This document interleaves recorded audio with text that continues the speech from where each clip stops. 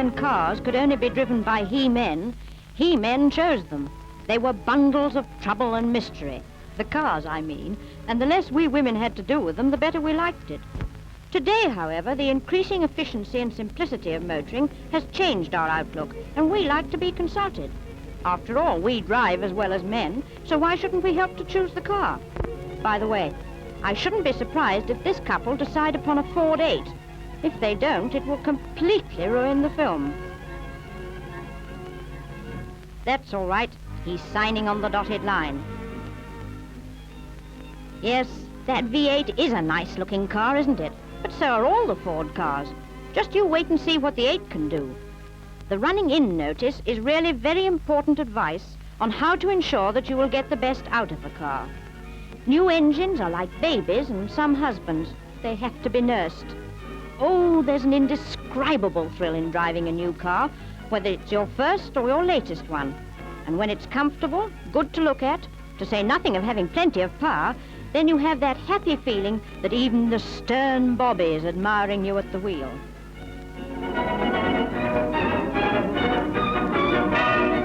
Nowadays, with the spread of the suburbs, the station may be some distance from your house.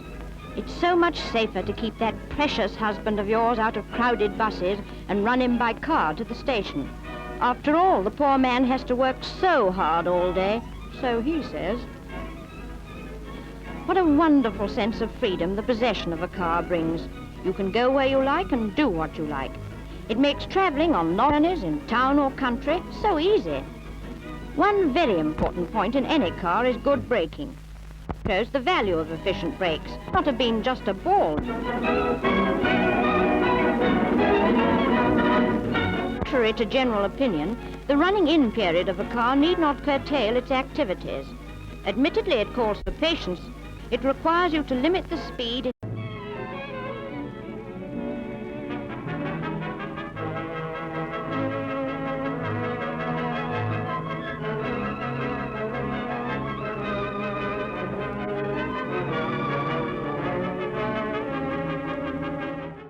Realizing the importance of correct service, every new Ford car is sold with the offer of a free service at 300 miles and 1,000 miles.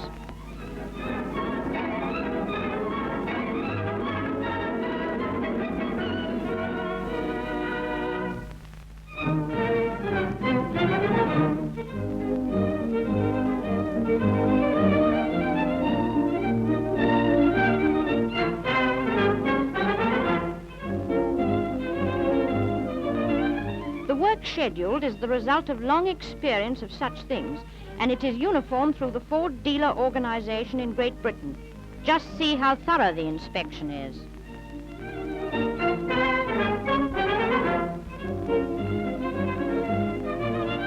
Few of us are engineers or even mechanically minded. Our main demand is for as little trouble as possible. The Ford was designed with trouble-free motoring in mind, and the Ford company has organized a service which, because of its efficient uniformity, watches over Ford cars wherever they are likely to go in any part of the world. To all of us, women and men drivers, that's a very comforting thought.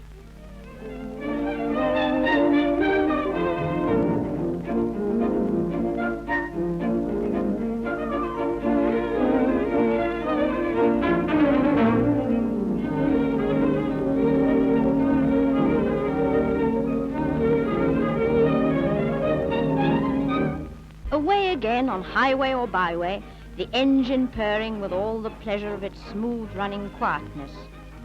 Happy picnic days, memories of days that have gone and anticipation of many to come. For with a car, we can enjoy the countryside at will. When the speedometer registered over 500 miles, the running-in should be completed, and you are safe to let the speedometer needle flicker up to higher speeds. The freedom of the road is yours. Now, Mr. Adam, will you carry on the commentary? Thank you. I expect you want to take the wheel again later. How do you do, everybody? What a nice day to begin a holiday, and what a fine car for it. Just look at the ample room for luggage, and there's plenty for passengers, too. You know, it's a grand feeling to get into your car, knowing that the country is yours, and that you can go where you like and stop when you like, without using up too much personal energy. It's a feeling that only a car can give you.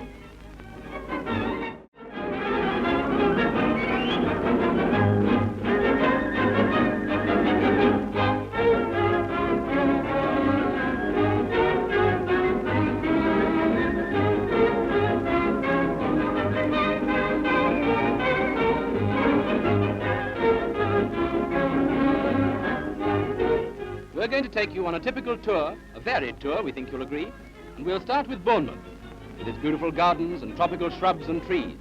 It's quite a contrast to some of the villages, mountain scenery and rough stuff we're going to show you later.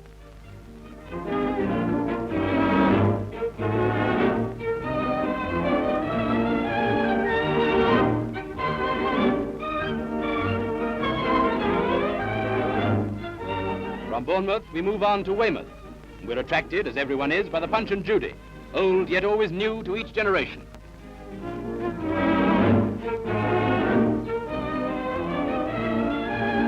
The fleet was assembled off Weymouth when we were there. Tradition is strong in the Navy, and so is efficiency. With almost 40 years of tradition and progress behind it, that principle applies to Ford too. Still, we mustn't talk too much shop on our holiday. If you haven't been to Torquay, this is the pearl of the West, peaceful and beautiful, with its profusion of glorious foliage.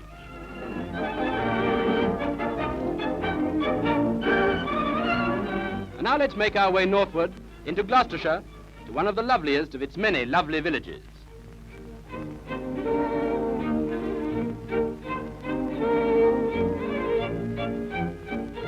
Set in the Cotswolds and standing on the River Windrush, Bourton on the water has an air of quiet content which reacts immediately on those who stop there.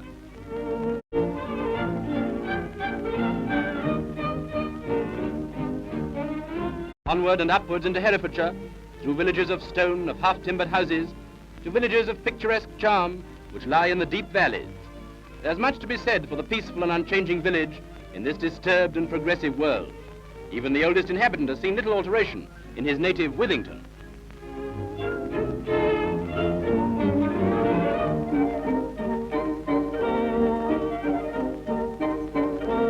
Webley, a few miles away, is a distinct contrast with half-timbered cottages, and what almost seems to be the continuation of the village is really Pembridge. All these are within a 10-mile radius of Hereford. On the road, we meet many types of pedestrians, and these demand a special courtesy. Well, as the geese have taken to the road, we'll take to the water, and as the music implies, we have entered Wales.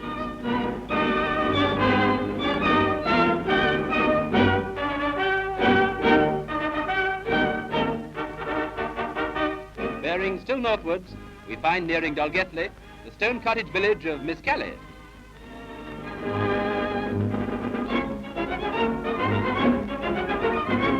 Here now is the country of Snowdonia's mountains, and those who retain the spirit of adventure always enjoy taking such an alternative route as this one to Bala via Betws-y-Coed.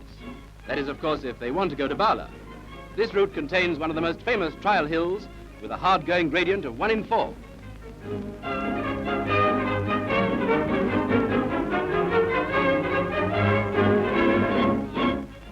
Impractical for motorists, but that does not apply to Ford motorists. Round the bend of Cardigan Bay lies Criccieth, and it's a grand run through typical North Wales scenery.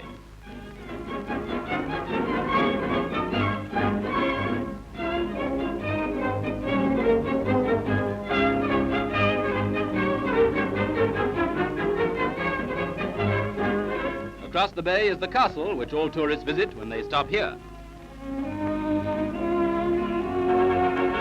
Here, too, is the famous residence of a famous statesman.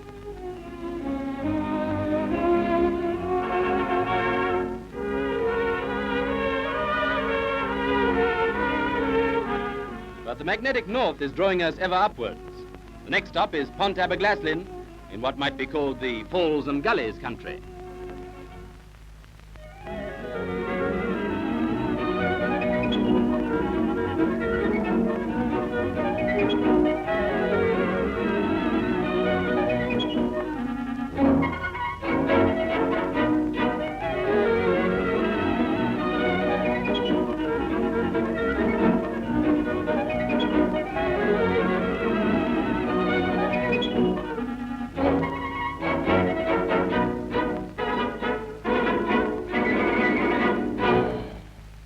One never thinks of Betws-y-Coed without instinctively thinking also of the Swallow Falls, surely one of the most beautiful in this beautiful island of ours.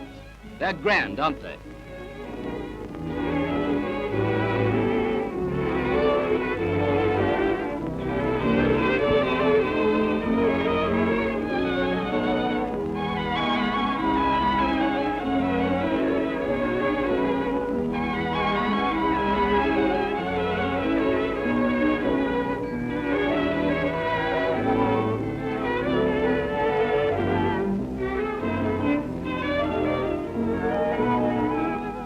Conway, with its famous castle and its fine suspension bridge, built in complete harmony with its far more ancient background. It's really fascinating, don't you think, driving over this slender yet magnificent structure.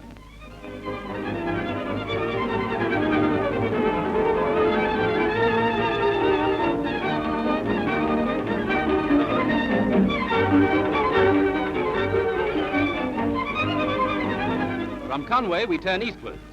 We have shown you town, seaside, village, valley and mountain, but some of you may like to try your skill on more hazardous bypaths like Sicknan Pass, incidentally only a few miles from Conway.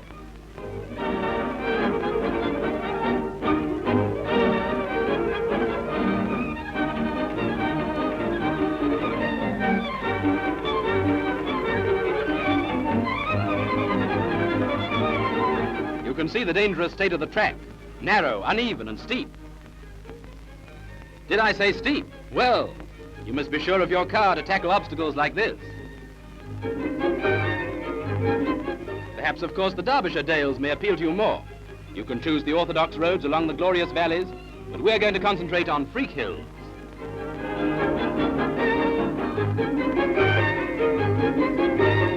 Here's Jenkins Chapel. Frankly, such hills need a first-class driver. But we need, too, a first-class car. And here's the car if you want to test your skill.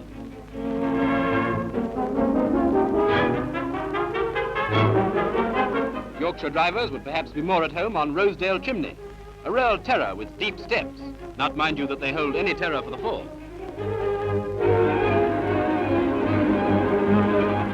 Another Yorkshire teaser is Park Rash, with a loose surface and steep gradient of 1 in 3. Well, ladies and gentlemen, you have seen a variety of country covered by the Ford 8. To the women, we would say there is no easier car to drive. To the men, no better car to own. To both, no safer car to handle. In town or country, for normal driving or unusual work, like that of the picture on the right, the Ford is the all-round car for those who demand motoring economy and unfailing reliability, coupled with comfort, appearance, speed and safety.